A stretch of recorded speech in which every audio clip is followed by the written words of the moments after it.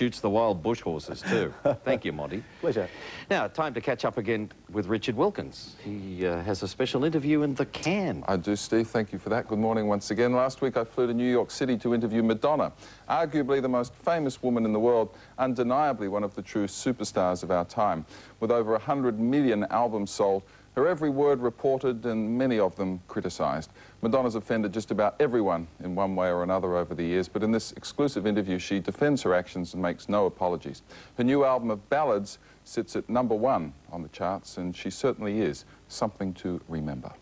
Think that you've destroyed my faith in love. You think after all you've done, I'll never find my way back home. Did you see it as at all risky in career terms, an album of ballads? Yeah, actually, in a way, but I like to take risks. So I think risky in that people expect everything I do to be really cutting edge and shocking and this and that, and in fact I don't think that this record is, so in that respect it is taking a risk. You say on the liner notes that often your music is overshadowed by the controversy, and that this time you want to do it simpler in a more straight-ahead kind of way. Mm-hmm. Did you achieve that? Yeah. A lot of that controversy, of course, you've created over the years, though, haven't you? Mm-hmm. That I have. So you sort of, you still like the controversy, but you really Well, want... I think sometimes that what would happen is that I was always, I always thought that the music was just as important, but I would be dealing with controversial issues, whether it's racism or dealing with sexuality, things like that. And a lot of times people would get distracted by the issues that I was sort of spearheading instead of... and what I wanted them to do was sort of have their buttons pushed, but also at the same time, like, get into the music, but people really couldn't do that. That was, I think, asking a bit too much of people.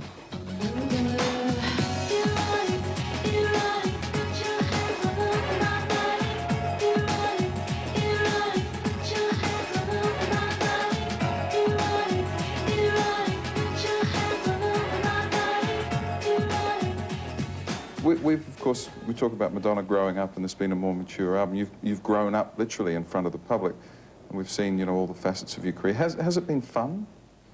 Yeah, fun. That's one of the adjectives I would throw in there. It's been fun. It's difficult to grow up in the public eye too. It's difficult to make mistakes. It's difficult to constantly be, sort of be judged with a different set of rules, but I've had a lot of good times too, I mean, and I hope to continue to. When you put an album like this together with highlights of your career and the Immaculate Collection and all that, how do you feel looking back at your body of work? I just say, wow, because every song represents a different time in my life, and I can remember the room I was in when I wrote it, and who I was in love with, and what I was doing, and to me, it's like reading it through a journal of my life, and it just makes me stop for a minute and think, God, I've lived such an incredible life, and I've experienced so many things. Is there much that you would change if you could do it all again? Anything? Mm-mm. Not as scary? No. Are you embarrassed by anything you've done? Not at all. No, because I think the feelings that I have are very human, and people can relate to them. When you call my name, it's like a little prayer. I'm down on my knees. I wanna take you there. But you found fame later in life than a lot of people. Yeah. Do you think that helped you handle the whole thing? Absolutely. I had a chance to grow up before it was all thrust in my face. Yeah. There were years and years and years of struggling and trying to survive on my own, and I think it made me a stronger person so that when it did happen, I could handle it all. It seemed like, I don't know if it was fate or something, but every magazine you pick up or newspaper, there's something about you, whether it's just a little reference or something. Mm-hmm. You probably are the most famous woman in the world. How the hell does that feel? It's not something that I think about very much. In fact, I only think about it when people say something to me about it, like, do you realize you are, type of a thing. But it sort of feels like it's not connected to me, like it's a whole other entity, and I mean, fame does. On the other hand, I'm reminded of it on a regular basis because I, too, open up those magazines and read them, and I just think, oh, God, you know, can't they just shut up about me? But then it's good. It's good, too. I don't think being the most famous woman in the world is something that anyone should aspire to, because it is, as you know, a very precarious position to be in, because once you're at the top, everyone wants to shoot you down. And you have to have a lot of resilience and a lot of courage and an incredible sense of humor to deal with it all. And there are a lot of times when I wish I wasn't famous. What has been more fun, getting there or staying there? Oh, well, getting there was a lot more fun. It's a lot more work to stay there.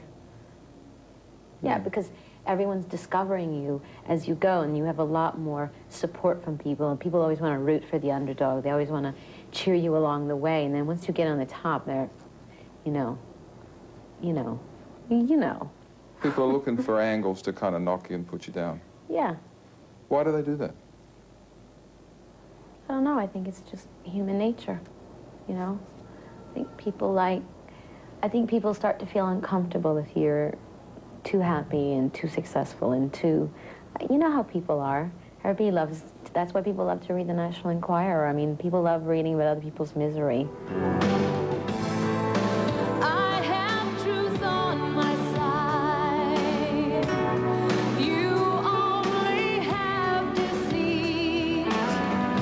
You'll see somehow, someday. Madonna there with You'll See. That's her current video from the #1 album around the country, Something to Remember. And tomorrow here on the Today Show, Madonna talks about motherhood, the man in her life, her marketing skills, sexual prejudice, her 8-year battle to win the part of Evita, and more. So lots more good stuff coming up from the lady herself. Sounds like the best is yet to come. Oh, well, yeah, she's just a very interesting, complex person. It was a great thrill to be able to sit down and put those good questions to her. Yeah, she was quite level-headed, really, wasn't she? Yeah, she's good. Thanks, Richard. And coming up after the break... The sex book, a body of evidence movie, the documentary In Bed with Madonna, or her album, Erotica. Romance. I like to do a different kind of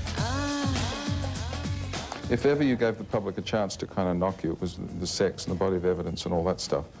Did you think you kind of crossed that fine line at any stage around there?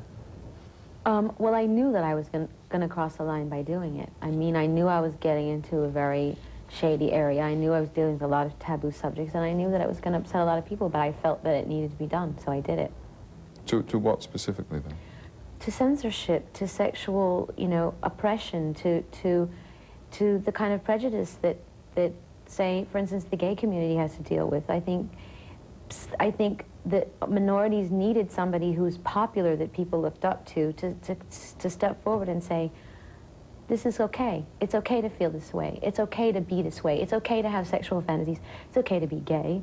It's okay to be bisexual. It's okay to be all of these things, because when we are constantly told to be ashamed of our feelings, then everyone's living a lie, and this feeling manifests itself in very unhealthy ways.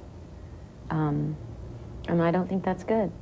Because of the publicity and your perceived preoccupation with sex, most people, I think, and forgive me if I'm being offensive, but most people probably perceive you as being promiscuous. Mm-hmm. How does that feel?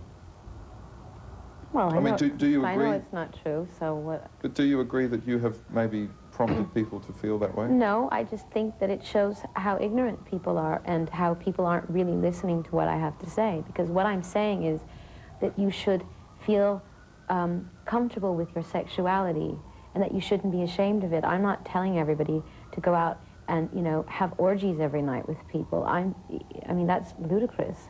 I don't think people are really listening to what I have to say. Do you feel a responsibility to your fans to kind of be a good person? Well, I feel a responsibility to myself to be a good person. And hopefully that in turn will inspire people. Often people say that Madonna's, more than the music, she's manipulated the media and she's shrewd and clever and all that sort of stuff. Does that hurt when people put your marketing ability, which you undeniably have, before the music? It doesn't really hurt me, it just annoys me. And I would think that, I mean, I would hope that I'm a clever and shrewd person. I mean, how can you survive this business if you're not? How can you be a businesswoman if you're not? And everyone, all artists manipulate.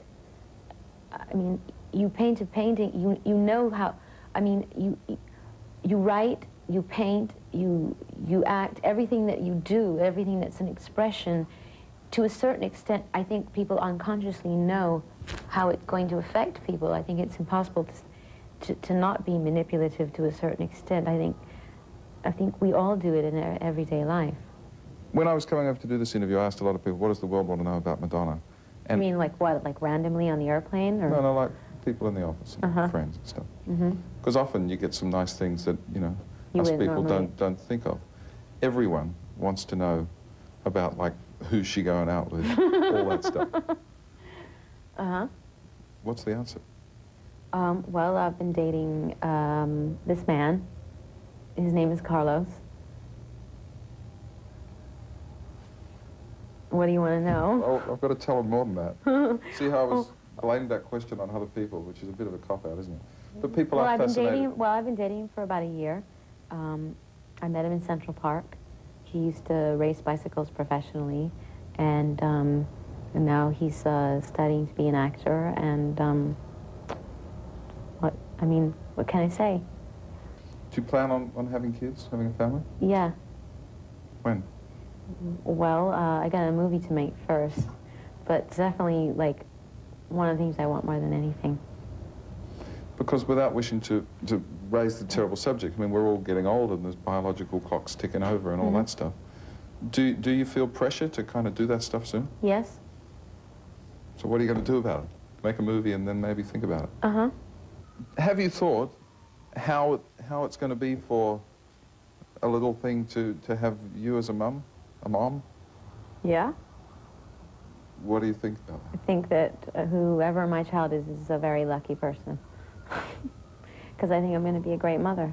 Have you thought about how you would like to be remembered? You know, what would you like as your something for people to remember you by, an epitaph almost? As a survivor.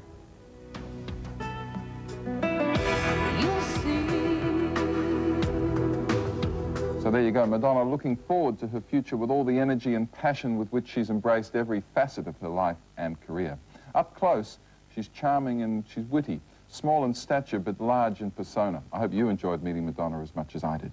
Tomorrow on the show, Russell Crowe gets virtuous and all the week's new movies. I'll see you tomorrow morning. And